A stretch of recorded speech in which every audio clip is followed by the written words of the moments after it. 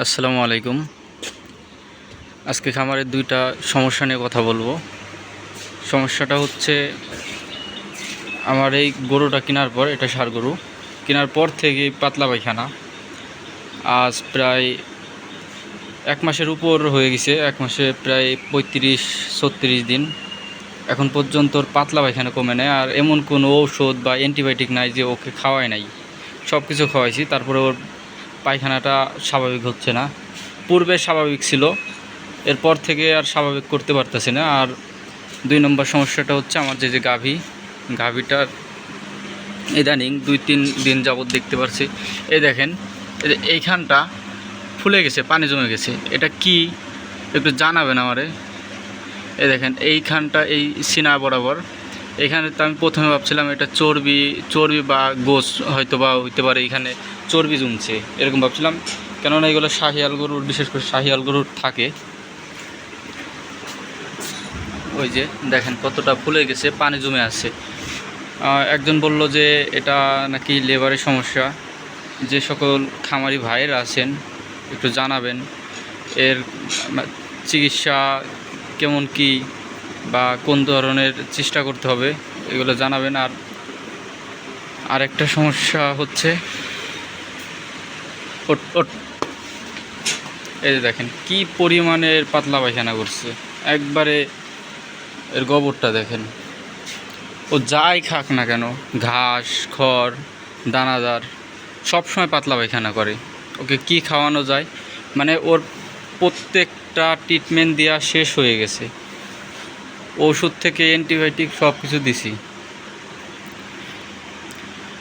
এখন হচ্ছে দুপুর 12টা বাজে, আজ শুক্রবার। সকালের খাবার দাবার শেষ, গরুগুলোর সকালের খাবার দাবার শেষ হয়ে গেছে। এখন গোসল করাবো। আর ওরে সকালে খাইতে দিছিলাম দানাদার খাবারের সাথে, আমরা খড়গুলা মিক্সড করে খাইতে দিই। এই যে দেখেন, ও খাইছে, আর কিছু আমরা রেখে দিছে। এখানে আছে এটা হচ্ছে আমার এই গাভীর বাছুরটা, খুদের ভাত, সাথে কিছু ফিট আছে।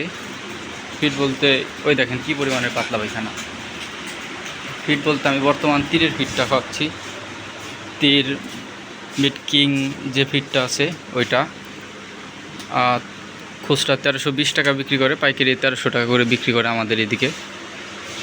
পূর্বে হচ্ছে আমি দানাদার খাবার বানাই খাওয়াইতাম, যেমন ভুট্টা, গম, তার যে অন্য অন্য খাবারগুলো আছে, ভুসি, এইগুলা। বর্তমান আমার গাভীটাকে যা খাইতে দিই সেটা হচ্ছে খুদের ভাত, ভুসি, আর হচ্ছে দুধের জন্য যে ফিডটা আছে ওইটাই, আর কিচ্ছু খাইতে দিই না। এইগুলাই হচ্ছে আমার বর্তমান গাভীর খাবার। আর এই যায় আরেকটা, এটা দেখেন অলরেডি মাংস লাগা শুরু করে দিছে। এটা কিনছিলাম মাত্র 55,000 টাকা দিয়ে 35 দিন আগে। এটার অনেকটাই পরিবর্তন হয়ে গেছে। এখানে এটা কত পরিবর্তন হয়ে গেছে। আর এটা কিনছিলাম, এই দুইটা কেনা ছিল 1,16,000 টাকা দিয়ে। এটার অলরেডি মাংস লাগা শুরু হয়ে গেছে, মাংস লেগে গেছে। আর সর্বোচ্চ 2 মাস রাখবো খামারে। আপাতত গরু নাই, খামার বলা চলে না। আপাতত গরু নাই, আমরা গরু কিনবো। খামারে অসুখ বিসুখ, এই রোগ ব্যাধির কারণে ঠিকমতো খামারে গরু কিনতে পারছি না। অল্প কিছুদিন আগে অনেক ভিডিও দিছিলাম যে খুরা রোগ হয়ে গেছিলো আমার। সর্বপ্রথম এই গরুটা হাট থেকে কেনার পরে এই গরুটা খুরা রোগ হয়েছে, তারপরে এইটা, তারপরে সবগুলাই হয়ে গেছিলো, যে কারণে গরু কিনতেছি না। আর বর্তমান লাম্পির খুব একটাই আমাদের এদিকে, অনেক গরুরে লাম্পি হয়ে গেছে আমাদের গ্রামে, যে কারণে ঠিকমতো গরু কিনতে পারতেছি না। তো আশা করি ইনশাল্লাহ 15 থেকে 20 দিনের মধ্যে আমরা আমাদের খামারটা ভরে ফেলবো। আমাদের এইখানে 8টা গরু রাখার মতো জায়গা করা আছে। এই যে দেখেন আমাদের খামার।